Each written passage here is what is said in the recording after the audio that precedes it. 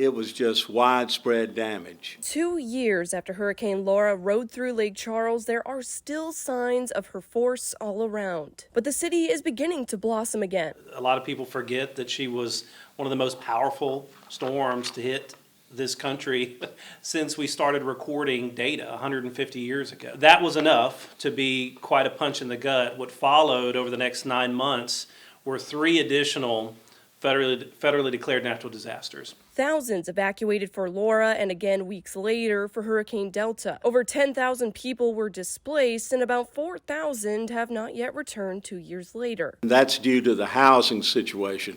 Many of the rental homes and apartments in the low to mid price range were destroyed because they were older structures. But stronger houses are being rebuilt, all without federal help. About 90 to 95% of the housing that was available pre-Laura will be back online at the end of this calendar year. Lake Charles Mayor Nic Hunter says the city's economy is nearing what it was before the pandemic. But workers need affordable housing, and nationwide contractor shortages aren't helping. The Lake Charles Chamber of Commerce says that many people are waiting for insurance payouts. Well, there's still at least 2,000 homes or businesses that are in litigation with insurance companies. Federal aid is finally starting to roll through Southwest Louisiana after incredible delays in the congressional appropriation. Nic Hunter and his team took to the national media to put the heat on Congress. Now Hunter is more optimistic that the money is there to bring Lake Charles back. For us to be where we are today,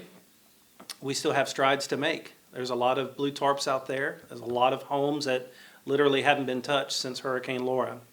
But there's an equitable and commensurate federal response, finally. We can say that now. While they don't believe what happened in 2020 will be a yearly occurrence, projects like Just Imagine Southwest LA are building with resilience in mind. I had never evacuated until I was an adult.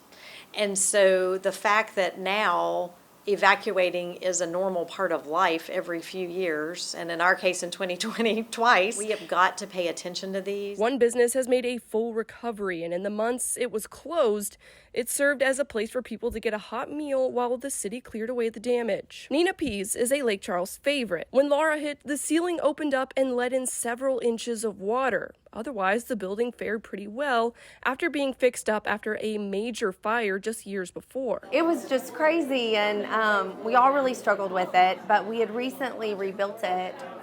So luckily it was a new building and it fared really well compared to everything else. Within a couple days of the storm, locals contacted Paulina asking if they could use the kitchen to cook hot meals and empty out their freezer. They were feeding like hundreds and hundreds of people here every day. Now the business is swinging with busy lunch hours and Cajun food dancing around the room. They hear stories of people going home to make more repairs and fight with insurance companies. People are still suffering immensely. Like my personal home's still not rebuilt. Like we are still doing drywall, and which is nothing compared to so many. Seeing the city rebuilt is a comfort, a sign some people may come back. This is a great city. It is a great community. And, you know, sure, we have had natural disasters. We may have more.